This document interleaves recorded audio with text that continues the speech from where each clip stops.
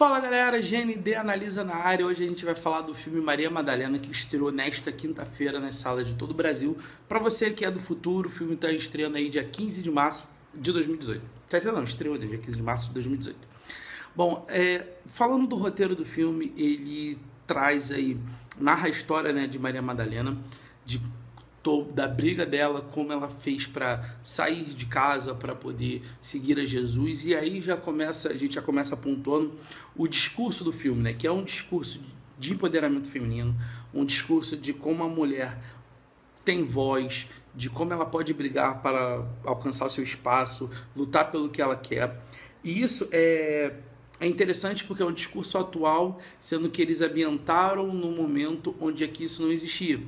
Já que antigamente, principalmente ali em Belém, né, na Judéia, na verdade, em Jerusalém, Israel em si, a mulher ela não era nem contada como pessoa, na verdade, né? Se você lembrar que naquela época os homens, né, tem quantas pessoas? São 10 mil homens, então, homens, aí depois vem mulheres e crianças. Então, não importava o número de mulheres e crianças, a população era medida pelo número de homens. Então, você usar dentro dessa realidade e colocar uma mulher que brigava por, não quero me casar, eu quero ter a minha vida, eu não nasci para isso, não nasci para ser recatada do lar. Então isso foi bem interessante, esse viés que eles adotaram. O filme também aproveita para falar um pouco da humanidade de Jesus e como ele se utiliza da ótica de Maria Madalena, né, do ponto de vista de Maria Madalena. Alguns momentos importantes ficaram de fora. Eu senti falta, por exemplo, de alguns discursos clássicos de Jesus, da Santa Ceia, de alguns momentos como ele lavava os pés dos apóstolos, dos discípulos em si. Eu senti falta mais no caráter como registro histórico. O filme também deixa bem claro que dá aquelas alfinetadas no Vaticano, como, por exemplo, ele não relata Maria Madalena como prostituta, porque existe sim um erro aí na interpretação, sobre a prostituta que Jesus fala, né, vai, não peques mais, muita gente vincula ela a Maria Madalena. E o filme deixa bem claro que não eram a mesma pessoa. Falando agora da protagonista em si, a Rooney Mara entrega uma excelente Maria Madalena, uma Maria Madalena que é forte quando tem que ser, é sensível quando tem que ser.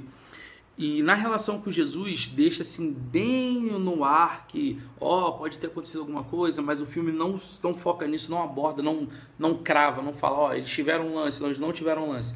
O filme deixa bem do tipo, existe um sentimento de Maria para com Jesus, de amor mesmo. Aí a gente não sabe, o filme também não deixa claro se é aquele amor fraternal, não deixa claro se é um amor eros, né, um amor de homem para com mulher. Mas o fato é que Maria Madalena é apaixonada, no mínimo, pela ideologia de Jesus, pela pessoa de Jesus, pelo que Jesus representa. Isso realmente Maria é apaixonada, e a Rooney Mara deixa isso bem explícito. Ao mesmo tempo, o filme mostra como se só ela fosse sensível bastante para entender o propósito de Jesus. A mesma coisa também Maria, mãe de Jesus, como se as mulheres fossem mais sensitíveis a entender o que Jesus, na verdade, qual era realmente o reino de Deus na Terra, o reino de Cristo na Terra. Falando em Cristo, a gente tem que falar de Joaquim Fênix, que entrega um Jesus que você sai do filme querendo saber mais sobre aquele Jesus, querendo ver todas as outras passagens da Bíblia. Aliás, o filme deixa bem claro que a gente só está vendo ali os últimos meses da vida de Jesus. Então você fica realmente sentindo falta desse Jesus. Sim, você fica com a curiosidade do que esse Jesus fez antes de chegar naquele momento.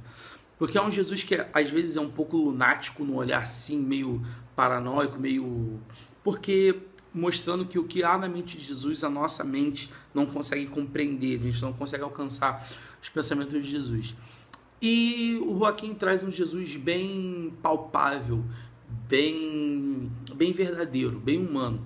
Um Jesus que sente tristeza quando está falando palavras de tristeza, sente fúria quando está discursando com fúria, principalmente na cena quando Jesus vai a Jerusalém, vai ao templo. Um Jesus que fala de fé com verdade, ou seja, que sente aquilo que está falando. Então isso é muito interessante. Ao contrário de outros Jesus que são representados como assim, linear, sabe? Um Jesus que não parece não sentir a dor dos outros, parece não sentir a preocupação dos outros. Esse Jesus não, ele sente, ele vive muito o que ele está falando. E tem uma cena muito interessante, que o Joaquin Phoenix passa do Jesus homem para o Jesus Deus, só no olhar. Isso é muito bacana. Uma parte que eles estão aclamando Jesus como Messias, e o Jesus homem acha bacana, poxa, eles sabem que eu sou Messias, mas ao mesmo tempo, quando vira assim, entre aspas, para o Jesus Deus, ele entende que ninguém ali que está aclamando ele como Messias entende verdadeiramente, compreende o que o Jesus dele representa. Ou seja, muitos acreditam que é um Jesus guerreiro que vai derrubar Roma, e ele entende que, poxa, eles sabem que eu sou Messias, mas não entenderam nada do que eu vim fazer. E aí também eu preciso falar sobre Judas. Eu esqueci de anotar o nome do Judas, depois vai aparecer aqui no crédito quem foi o ator que fez, que é um Judas, na verdade, que a gente sabe um pouquinho mais da história dele, aí se é fictícia ou não, aí cabe aos pesquisadores e historiadores descobrirem, que é um Judas que tem uma família, que a família dele foi morta, e ele acredita que Jesus, nas profecias do Messias, que Jesus vai ressuscitá-los e ele vai poder rever a família dele ainda em terra. Isso é bacana porque o Judas representa um pouco da gente, sabe? Quando pega só um trecho da Bíblia, um versículo, e se baseia nisso, baseia-se a fé nisso. E quando ele descobre que Jesus é um pouco mais do que isso, como a gente fala, acaba se decepcionando em alguns casos. E foi isso que aconteceu com Judas. Então, nesse filme, deixa bem claro que Judas só queria de Jesus que Jesus ressuscitasse a família dele. E ele é entusiasta e fala: Jesus vai começar a revolução, Jesus vai começar a revolução. E quando ele entende que a revolução de Jesus não é uma revolução física, a revolução nesse plano, ele se frustra, ele o trai e vende. E aí a gente precisa falar do Pedro do Tio Ethel Age of War, que é um Pedro guerreiro, um Pedro que fala de estratégias, fala de realmente começar uma revolução ainda no plano terreno, e que muitas vezes é conflitado por Maria Madalena. Então, e é muito importante que tenha uma parte no final do filme, não é spoiler, tá, gente? Mas porque está na Bíblia, né, quando Maria Madalena vem dizer que Jesus ressuscitou, e Pedro fala algo do tipo: então quer dizer que eu tenho que acreditar no que você diz? E tem um trecho dizendo, que vai um spoilerzinho aqui de leve, mas é que é importante falar sobre isso, que Maria Madalena conflita Pedro e diz assim: você quer que eles sigam as palavras que você diz e não as palavras que Jesus disse. Ou seja, isso é muito importante para a gente também, para a nossa realidade, onde a gente vê pessoas e pessoas aí dizendo que, tomando partido, criando igrejas, criando seguidores a partir das palavras que eles interpretam e não que foi verdadeiramente o que Jesus disse. Então essa cutucada aí no nosso evangelho foi muito boa, bem impactante. A cenografia está ótima, a fotografia excelente, as paisagens são muito boas.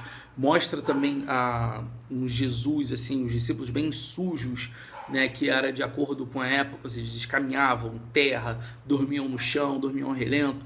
Então deixa isso bem cru, deixa bem verdadeiro. Então achei muito bom.